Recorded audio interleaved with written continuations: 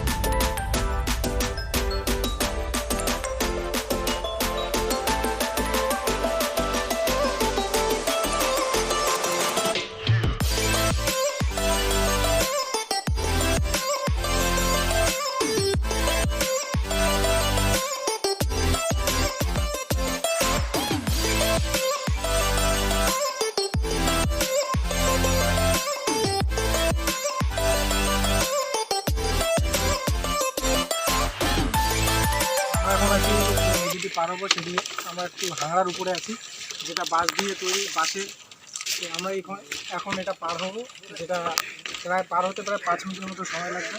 আশপাশটা দেখান।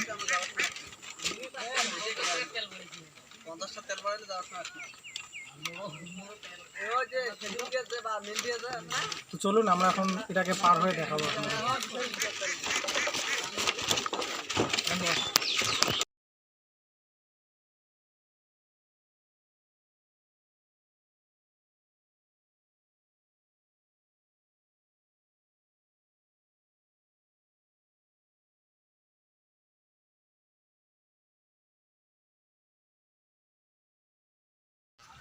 তো ভিউয়ার্স, এটা হচ্ছে নদীর মাঝখান, যেখানটা পুরো নদীতে জল নেই, কারণ বৃষ্টির সময় এখানে প্রচুর পরিমাণে জল হয়, যেটা আশেপাশের বাড়িগুলোরও প্রচুর ক্ষতি করে দেয় যখন এখানে বৃষ্টি হয় প্রচুর পরিমাণে।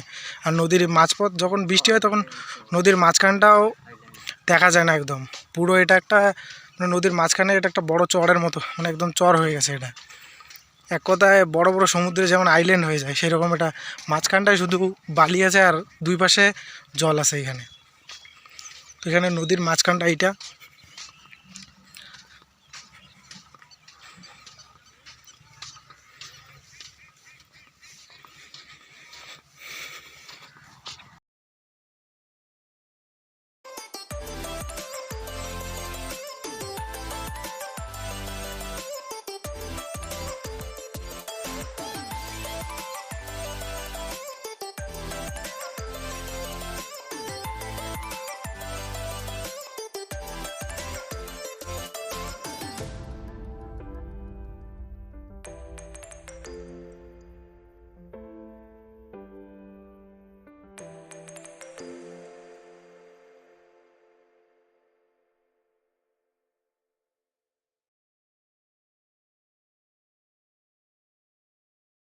এই যে আমার সঙ্গে রয়েছে আমার বন্ধু, যে আমার মাঝে মাঝে ভিডিও করে দিচ্ছে, খুব ভালো।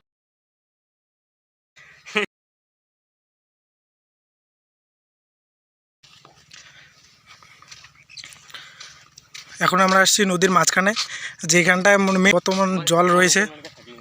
আমরা উঠে পড়েছি নদীর মেন, যেটা আর কি বাঁশের তৈরি তারা বানিয়েছে, অনেকটা ভালোই বানিয়েছে। তো এই পাশ থেকে ওই পাশ যাইতে কতক্ষণ সময় লাগে আমরা দেখব।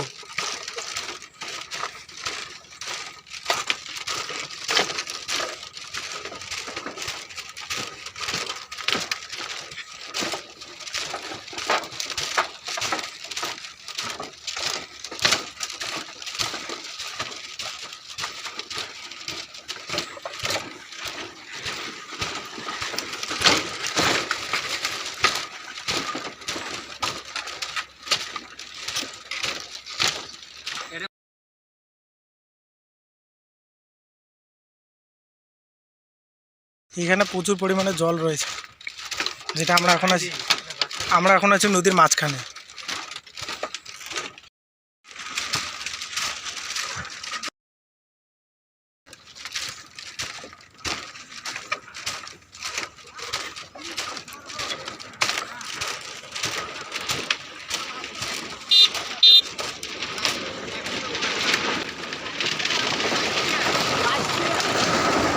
আপনারা দেখতে পাচ্ছেন এখান দিয়ে ছোটোখাটো যানবাহন সচরাচর চলাচল করতেছে।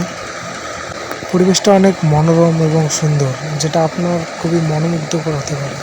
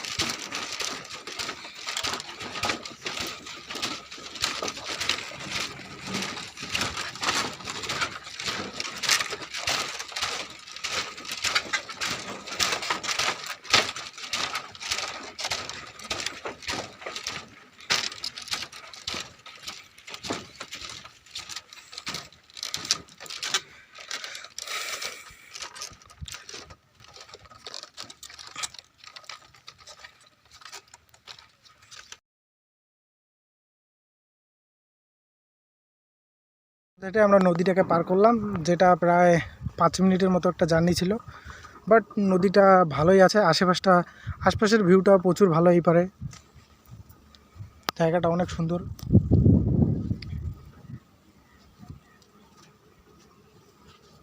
ভিডিওটি যদি ভালো লেগে থাকে তো অবশ্যই লাইক করবেন, একটা শেয়ার করে দেবেন।